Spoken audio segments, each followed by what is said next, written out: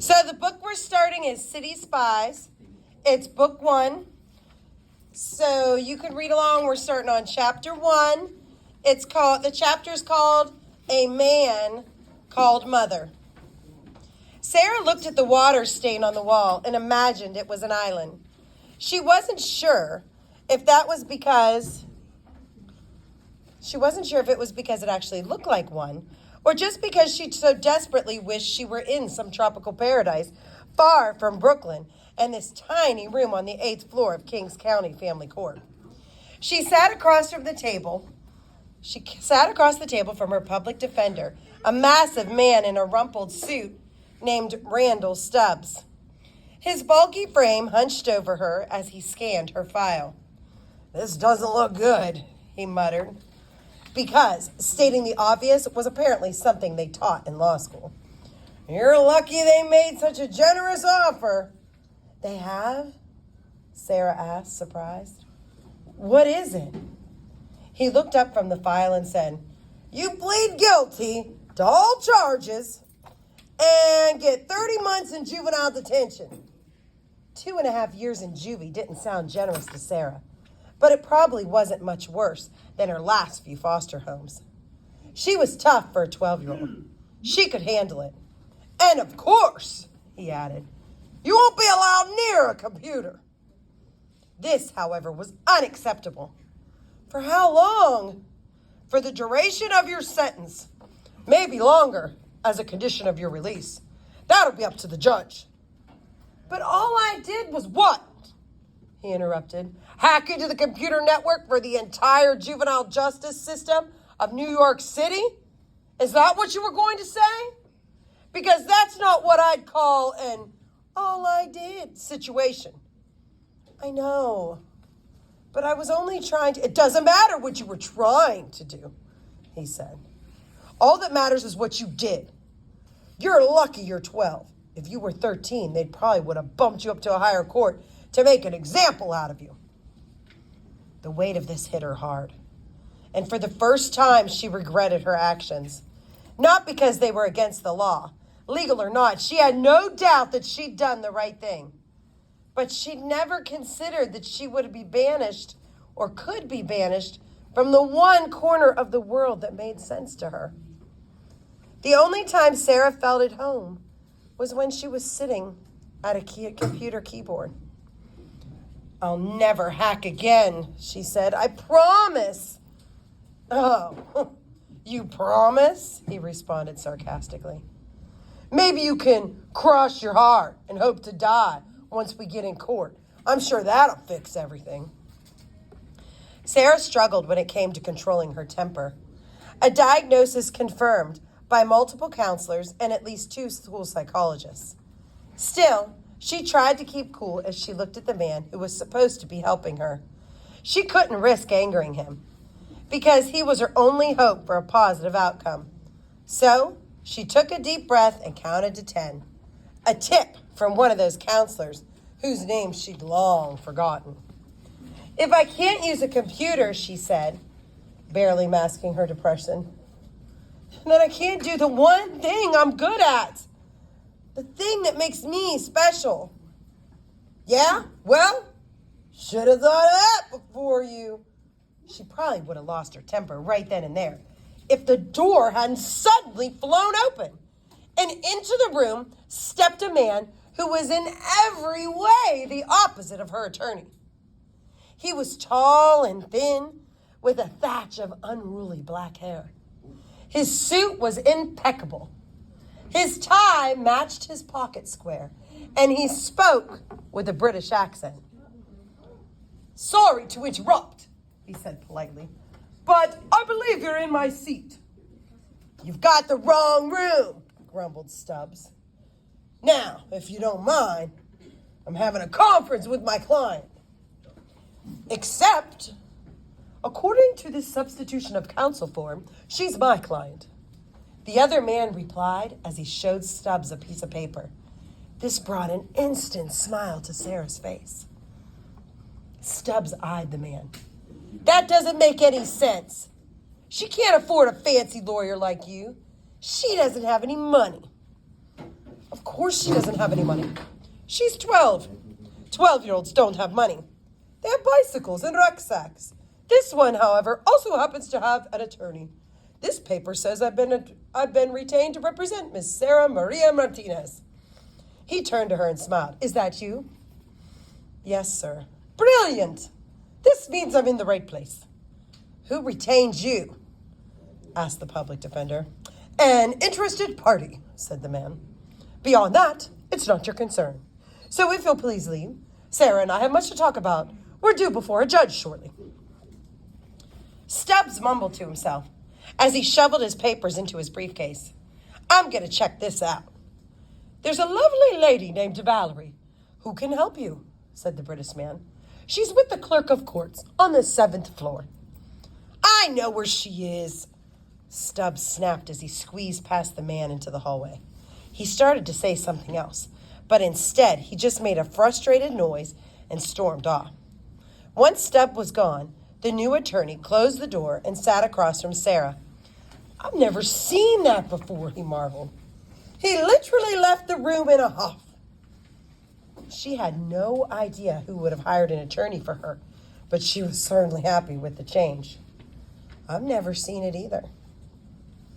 Now tell me, he said as he popped open the latches on his briefcase. Is it true? Did you hack into the computers of the city's juvenile justice system? She hesitated to answer. You needn't worry. Attorney-client privilege forbids me from telling anyone what you say in here. I just need to know if it's true. She gave a slight nod. Yes, it's true. Brilliant, he said with a wink. He pulled a small computer from his briefcase and handed it to her. I need you to do it again. Do what again? Hack into the juvenile justice system database, he said. I need you to make me your attorney of record before Mr. Stubbs gets to the 7th floor and checks for himself. You mean you're not my attorney? She asked. Never set foot in a law school, he said conspiratorially. So, chop chop. I've got an associate who's going to delay him in the hallway, but she'll only be able to do that for so long. Sarah's head was spinning. She didn't know what to think. Listen, I don't know who you think you are, but the court's supposed to assign me a lawyer, a real one. And the chap with the mustard stain on his tie is the one it assigned. He replied, shaking his head. I don't know about you, but I'm not particularly impressed. Over the last 9 years, the same court has assigned you to 6 foster families and 9 schools. It has been one botched job after another with them. What do you say we try something new? She looked at him and then at the computer. She was tempted, but she was also confused. I don't think... What did he say would happen? He interrupted. I'll bet he's already worked out a deal with the prosecutor. 2.5 years in juvie, and I'm banned from using a computer. He shook his head. I can do better than that, even without a law degree. For reasons she didn't fully understand, Sarah believed him. Maybe it was wishful thinking. Maybe it was desperation. Either way, she trusted her gut and started typing. Excellent, he said. You probably won't regret this. Probably? She raised an eyebrow. Shouldn't you be trying to build up my confidence? Only fools and liars speak with certainty about things beyond their control, he replied. But I'm optimistic. So I'll rate your chances around 87%. Sarah smiled and continued typing. What kind of a computer is this? Bespoke, he answered. I thought I knew all the computer companies, but I've never heard of that one. It's not a company, he said. Bespoke means something that has been tailor-made to the specific needs of an individual. Someone made this for you? He nodded. Well, whoever bespoke it really knew what they were doing. Wait until you see the massive one, he said. You're going to love it. That is, if we're not both behind bars by the end of the day. Sarah knew computers well, but she'd never seen one like this. It was fast and powerful. She quickly shredded through the firewall that was supposed to protect the juvenile justice portal. They didn't even fix the back door I used the other day, she said in disbelief. Large institutions move slowly, he said. Hopefully, large attorneys do too. It took her less than 2 minutes to reach the database for attorney assignments. She happily deleted the entry for Randall Stubbs and asked, "What's your name?" "Excellent question," he said as he pulled 3 passports out of his briefcase. "Which sounds best?" He read from the first one, "Croydon, St. Vincent Marble III. He gave a sour face. "Seems a bit excessive, don't you think?" She nodded. "Yes." "We'll pass on that." He read from the next, "Nigel Honeybuns." This one made him snicker. "Honey buns? I quite like that." He tucked it into the pocket in his briefcase. "I think I'll save that one for another time." "We're in kind of a hurry," she reminded him. Right. Here we go," he said, reading from the last one. "Gerald Anderson." Yes, that's easy. That sounds like a proper barrister. Dull, boring, eminently forgettable, which is exactly what we want. "That's my name, Gerald Anderson." He handed her the passport so she could check the spelling as she typed it into the database. "I just click update," she said as she finished, "and we're all set." He flashed a nervous smile, paused to listen. "No alarms." He opened the door and leaned out into the hallway. "No one rushing in to arrest us." "Very nice work, Sarah. Except now I have an attorney who's never even gone to law school." "I've watched a lot of courtroom dramas on the telly," he said. "I can handle an appearance before a judge." "Don't you mean probably?" she replied. He laughed at this. "Right, probably. First, though, I'll need details about the hack. "I'm sure they're all in there," she said, pointing at the file. "This only tells me what you did," he replied. "I want to know the reason." The lawyer, the one who actually went to law school, said it didn't matter why I did it. It may not matter to him. It might not even matter to the judge, but it matters very much to me. She thought about her answer for a moment, trying to come up with the most straightforward way to tell it. She didn't want to get upset. She hated showing emotions in the front of everyone. "My most recent foster parents, Leonard and Deborah," or some people will call that name Deborah, but Deborah Clark. "Yeah, them," she said with a sneer. "They like to take in more kids than they have room for because the state pays them by the kid. More kids mean more money, whether they spend it on us or not. No one really checks that. We were crammed into bedrooms that were too small, and rather than give everyone a meal, they put food in the middle of the table so it looked like there was more than there was. They called it family style, which is a joke because they treated us nothing like family. A new kid named Gabriel came about a month ago.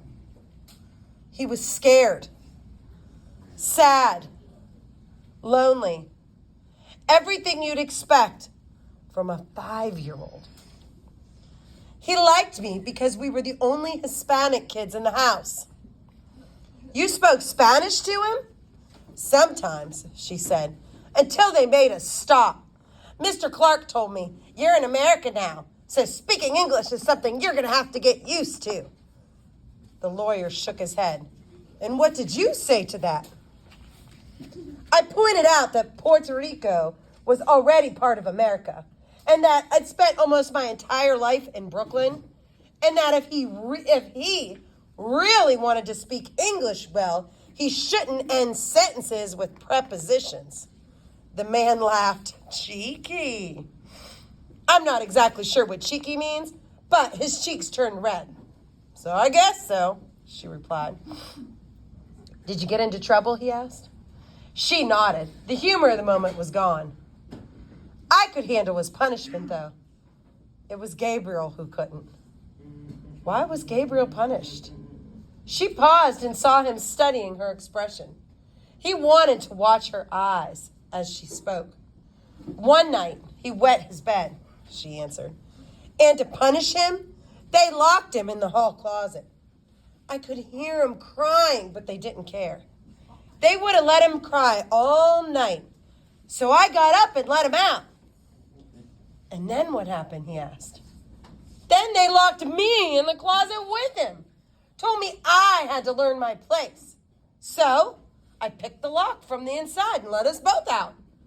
She was on the verge of tears. So she stopped for a moment. And then he prodded. They locked us outside on the roof.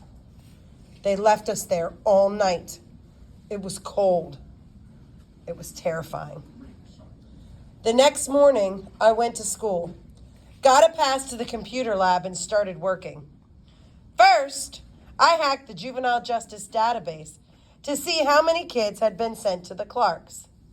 Then, I hacked their bank accounts to show how much money they were taking in and where they were actually spending it. You're not being charged with hacking the bank, he said, flipping through some pages. She grinned. Yeah, they dropped their complaint. I'm pretty sure they don't want the world to find out that a 12-year-old girl beat their security system. Nice, he said. I might be able to use that later. What'd you do with the information once you gotten it? I sent everything to my social worker, she said. And do you know how stupid I am? When I saw the police coming up to my house, I thought they were going to arrest the two of them. For about 45 seconds, I was happy. But they arrested you instead. She nodded. The Clarks even had the other kids line up on the porch so they could see me being led out of the house in handcuffs. She closed her eyes tight, determined not to let a single tear fall. They said, "This is what happens to criminals." He'd actually heard the story the night before through a listening device, but he liked hearing stories twice. He wanted to see if they changed. That always was a good indicator of how truthful they were. Besides, seeing her face as she recalled it told him everything he needed to know. That's a good reason, he said. I can work with that. I can make this a lot better. Don't you mean probably? She asked. He smiled warmly. No, I'm certain I can. But I'll need you to do something difficult. Something the reporters in this file say that you are completely incapable of. What's that? You're right. I need you to trust me, he said. No matter what I say or do, I need you to trust me. How can I trust you, she asked.